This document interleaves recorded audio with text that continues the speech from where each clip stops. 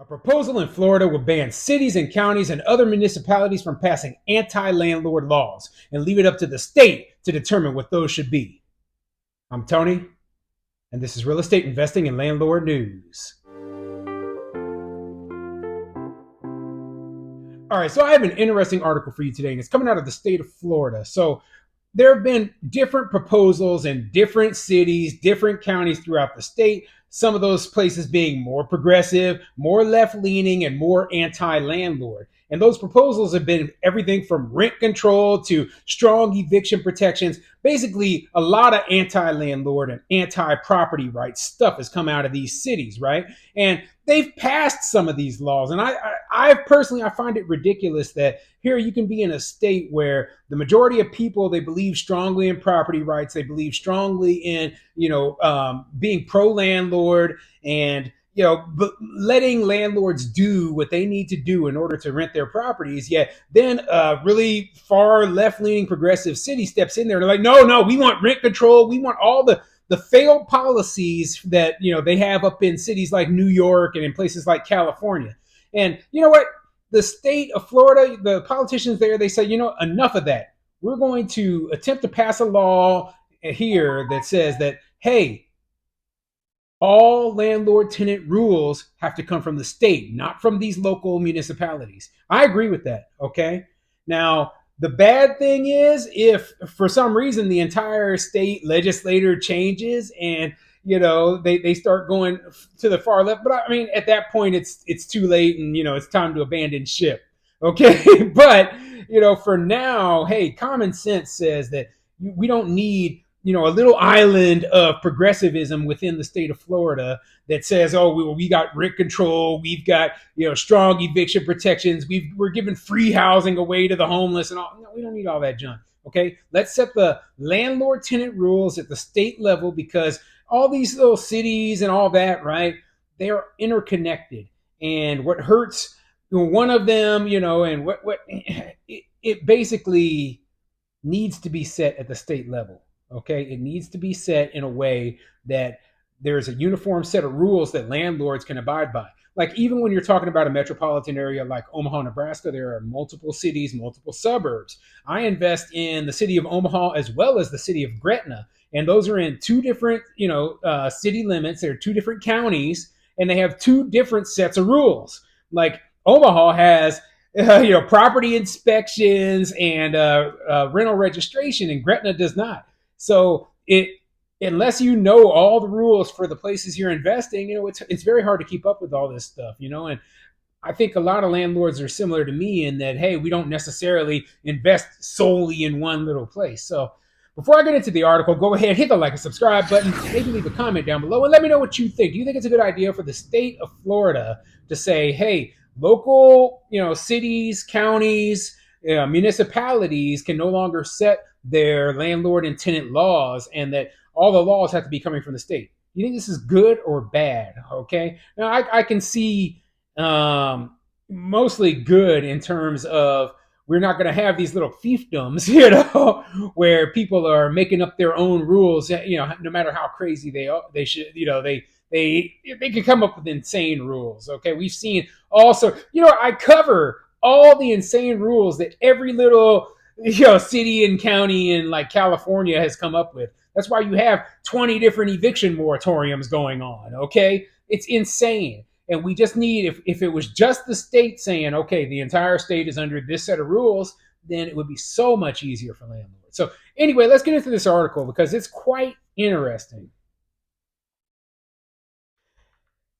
Okay, this article is coming from WFTV9, and it says, Florida bill guts local government's power to protect tenants, right? And I'm sure that they're going to be like, okay, well, the perspective of the tenant, right? And I don't make my videos from the perspective of the tenant, so I'll throw my commentary in there as we go along. So let's get into it.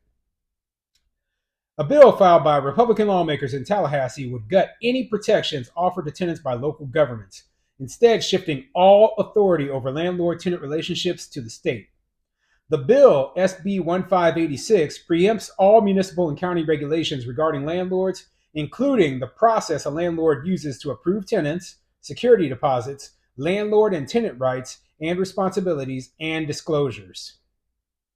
It was filed by a senator from Panama City and a representative from Fort Myers. It comes days after Orange County celebrated the opening of its Office of Tenant Services, which was created by the county's Tenant Bill of Rights enacted in January.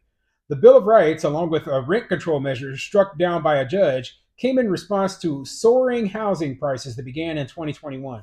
Yeah, this little county tried to pass their own little rent control law, and that's why these state representatives have stepped up and they said, "Hey, you know what? These little towns can't. I mean, it's not a little county. I mean, Orange County is a pretty big county in Florida in terms of population, right? I believe that's where Orlando is at.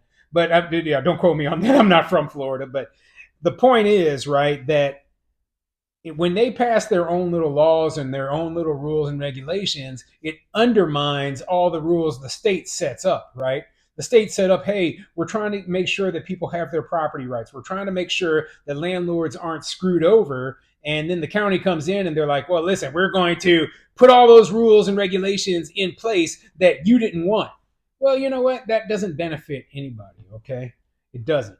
And that I think they are in the right to say, hey, you know what, we're going to set these rules at the state level, so there's a level playing field between different jurisdictions and everything. That's something that I've mentioned many times. When one little city or one little county passes certain tenant protections or whatever, right, such as rent control, such as strong eviction protections, or requiring a certain amount of affordable housing in every project that needs to be built, right? Do you know what happens? Developers, landlords, those who provide the housing, they say, well, I'm just not going to invest in this specific county, this specific city. We're going to move to the county right next to it, which is only a few miles away, mind you, right? And we're going to invest there. And so what you see a lot of stagnation in those places that have these rules in place. So that's part of the reason why I don't agree with one little municipality saying, oh, I want this law in place. And you know what? The people who live there, the only thing they see is, well, I personally am going to benefit. That's what these tenants see. They personally are going to benefit from a rent control policy, but screw the city in the future, screw the people who move to the city in the future, screw the city's tax base and the developers and all the people who are putting money or who wanted to put money in the city. They just only care. It's a very selfish thing to do. Okay, it's very selfish. And instead of saying, listen, I am going to move to somewhere where I can afford, right? Instead, you want to try to force the landlord to make his housing affordable for you. That's dumb. That's dumb. Okay? If you can't afford to live in Orlando because the rents are too high, you might have to move somewhere else. That is unfortunately the way the world works. Okay? If I can't afford to live in Omaha, Nebraska anymore, I will find somewhere where I can afford to live. I'm not going to sit there and be like, well, the government should make it so that I can afford to live here. That's dumb, okay? That's what all these policies do. Idiocy. Anyway, let's continue with the story. Under the Bill of Rights, landlords are required to disclose their fees up front and must give notice before hiking the rent more than 5%. The bill also added protections against additional categories of discrimination and clarified other aspects of the law, in addition to creating the Tenant Services Office. Tallahassee's bill would eliminate all those protections except for the new office. It mandates 60 days notice of any rental agreement renewals or cancellations, exempt for month-to-month leases in which 30 days notice would be required. Reaction from the Bill of Rights supporters was swift and primarily focused on the increasing amount of power Tallahassee was taking from the municipalities and counties. Well, you know what? That's ridiculous. You know what? They're saying, oh, well, the state, they're taking all of our power away. Well, simply put, when you're passing ridiculous laws that trample all over people's property rights, well, I'm glad that a higher authority has come in there and said, no, you can't do that. Okay? I personally believed when all of the eviction moratoriums and everything was going on that, hey, we need somebody with a higher power to come in and throw this crap out. And that's exactly what happened with the Supreme Court. They threw the nationwide eviction moratorium out because it was unconstitutional.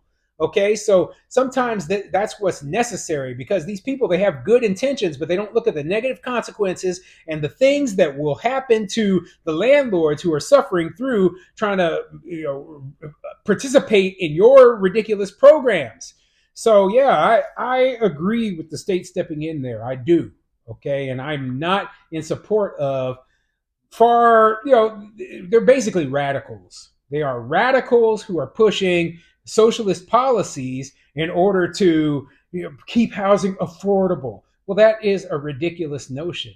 Simply put, housing will always be unaffordable to some. Housing will always, be increasing in prices due to the fact that inflation is just a natural part of the way that our economy works.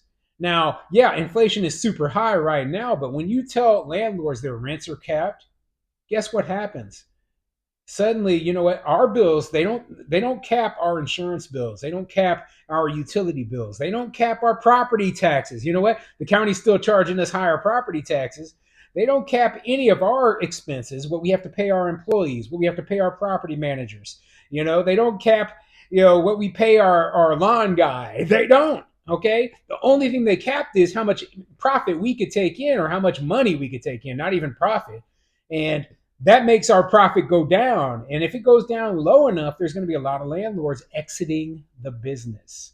And unfortunately, that is what we are seeing in places right now that have all these anti-landlord policies in place. So, you know what? Good for Florida. I hope this passes. I hope that the landlords get the protection they need from the state and don't have to deal with this county anymore.